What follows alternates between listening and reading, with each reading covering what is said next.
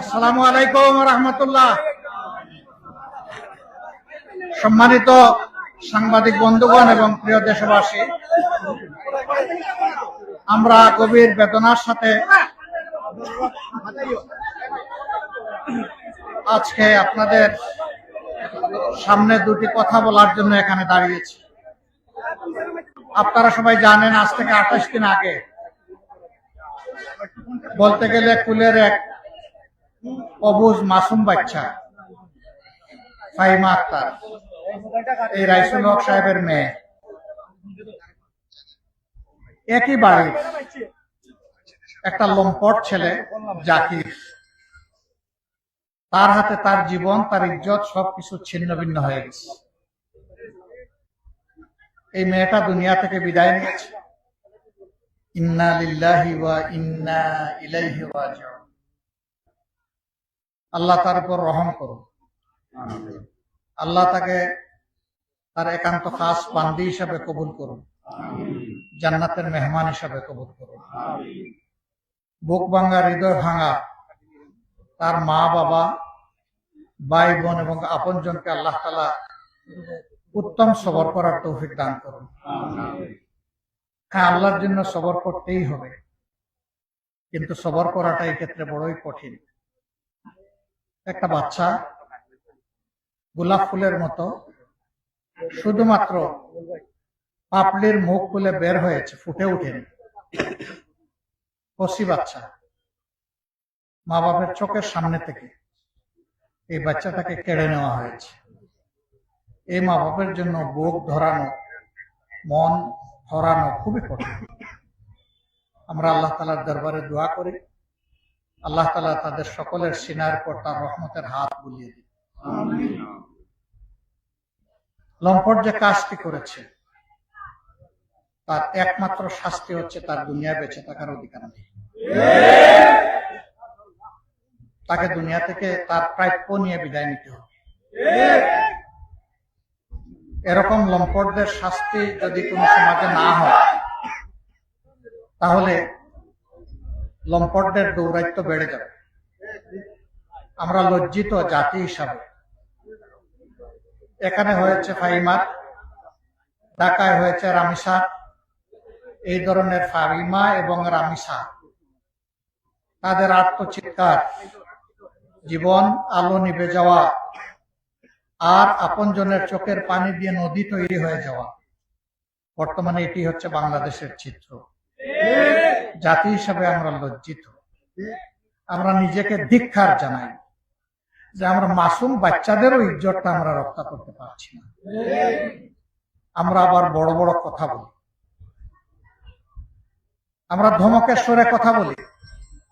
আমাদের কারো কারো আচরণে মনে হয় যে আমরা শুধু দুনিয়া না, আসমানকেও শাসন করার সামর্থ্য রাখি। নাউজুবিল্লাহ।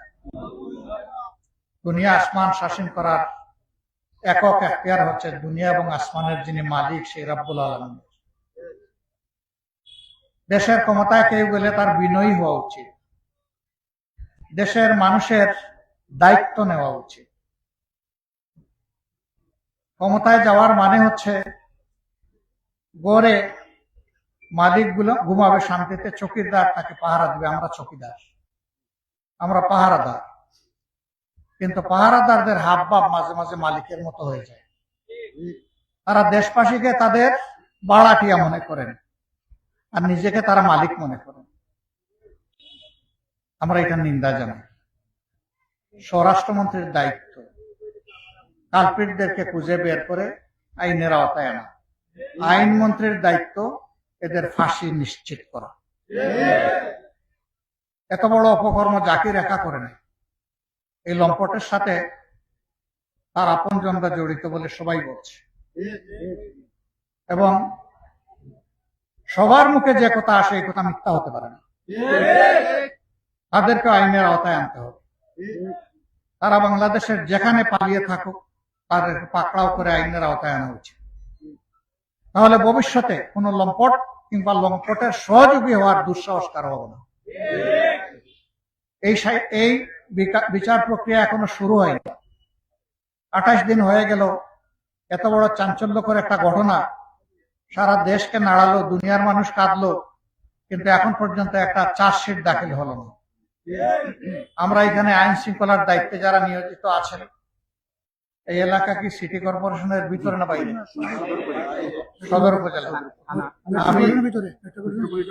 আমি মেট্রোপলিটন কমিশনার যিনি আছেন তার প্রতি আমি অনুরোধ করব এবং আমি কথা বলব যে বাকি কালপ্রিটদেরকেও অ্যারেস্ট করতে হবে। জনতার সামনে প্রমাণ করতে হবে যে তারা তাদের কাজে আন্তরিক। যদি এই দায়িত্ব তারা পালন করেন তাহলে রাষ্ট্রের কর্মকর্তা কর্মচারী হিসেবে তারা জনগণের সহযোগিতা এবং দোয়া পাবেন। কিন্তু যদি এই দায়িত্ব তারা পালন না করে তাহলে এখানে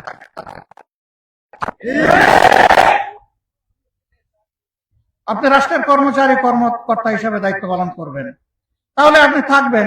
আপনি এই দায়িত্ব পালন করবেন না, আপনি থাকবেন কেন? আমাদের দেশে মামা খালুর টেলিফোনে অনেক কিছু হয়, অবৈধ লেনদেনের মাধ্যমে অনেক কিছু হয়। আমরা কোনো কিছু শুনতে চাই না। আমরা সোজাসুজি দেখতে চাই এদেরকে আইনের আওতায় এনে শাস্তি দেওয়া হচ্ছে। হ্যাঁ, তাদের উপর অবিচার করা হোক এটাও চাই না। আমরা নিশ্চিত এদের সাথে ন্যায় বিচার করে এদের কেউই দুনিয়া বেঁচে থাকতে পারবে না। কেউ করেছে আর কেউ সহযোগিতা করেছে, উভয় দোষী এরা।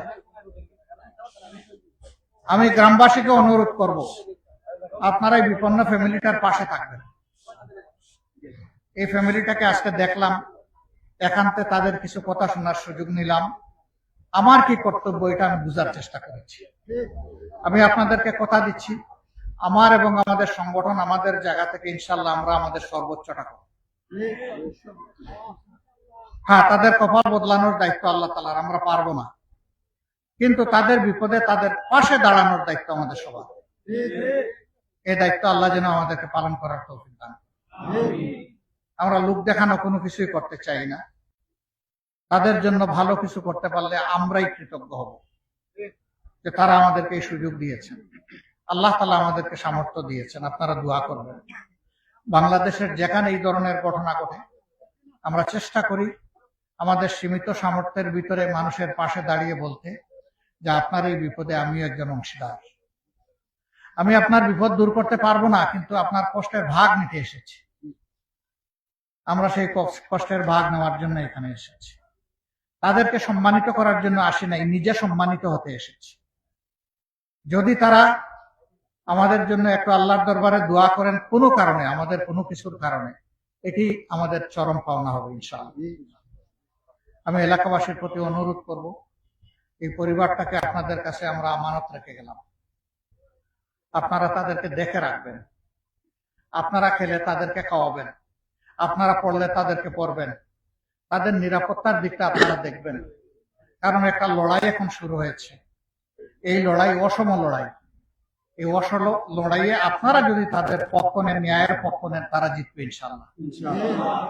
আইনগত দিক থেকে আদালতে আমাদের পক্ষ থেকে বিচারিক নিম্ন আদালত এবং উচ্চ আদালত সকল জায়গায় আমরা আমাদের সর্বোচ্চটা দিয়ে তাদের পাশে থাকবো ইনশাআল্লাহ। আমরা চাই আর কোনো বাপ মা চোখের পানি ফেলে না বলুক যে আমার বাচ্চা তো ফেরত পাবো না, আমি আমার বাচ্চার বিচার চাই। রামিসার বাবাকে সাংবাদিকরা জিজ্ঞেস করেছিলেন আপনি বিচার চান কিনা, তিনি বলছেন কার কাছে বিচার চাইব।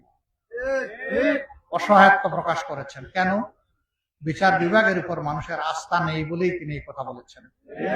আইন প্রয়োগকারী সংস্থার উপরে আস্থা থাকলে তিনি এই কথা বলতেন না। আমরা সেই বাবাকেও কালকে কথা দিয়ে এসেছি, আপনার পাশে আমরা আছি এবং আপনার পাশে আমরা থাকবো ইনশাআল্লাহ।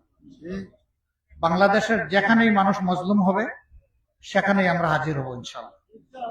আমরা কি নিয়ে হাজির হব জানি না, কিন্তু আমরা এক বুক দরদ নিয়ে হাজির হয়ে যাব ইনশাআল্লাহ তাআলা। এটি আমাদের পুঁজি। কারণ আমরা মানুষ, মানুষের প্রতি মানবতা দেখানো আমাদের দায়িত্ব। এটা কোনো দয়া নয়।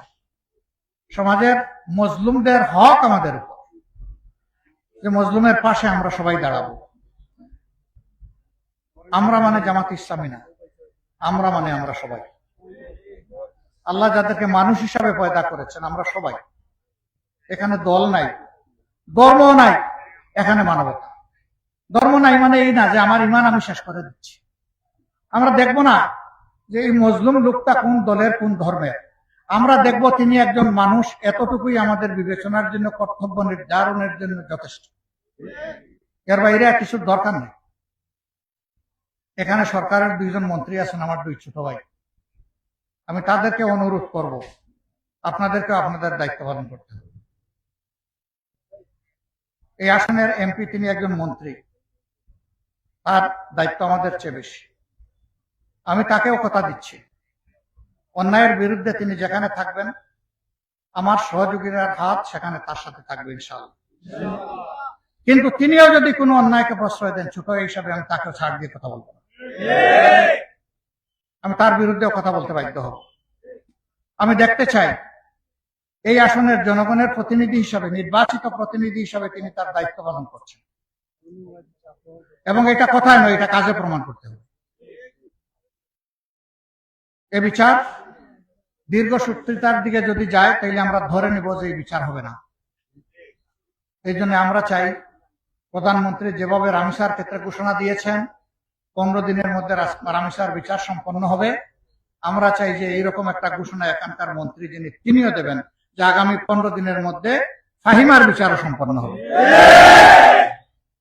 তিনি যদি সেইটা দেন তাইলে তিনি প্রধানমন্ত্রী আনুগত্য করবেন, অনুসরণ করবেন, এবং অবশ্যই এর জন্য তিনি দোয়া পাবেন।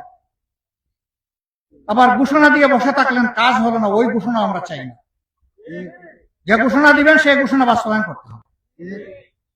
আমরা তাদের কাছ থেকে এটাই প্রত্যাশা করি। আমরা আলহামদুলিল্লাহ ফ্যামিলির পাশে আপনাদের সাথেই থাকবো, আপনারাও থাকবেন, আমরাও থাকবো ইনশাআল্লাহ। এই ফ্যামিলি মর্যাদা নিয়ে, তারা তাদের নিরাপত্তা নিয়ে কিভাবে বেঁচে থাকে সেই চেষ্টা আমরা করে যাব সবাই মিলে ইনশাআল্লাহ। আল্লাহ আমাদেরকে তাওফিক দান করুন।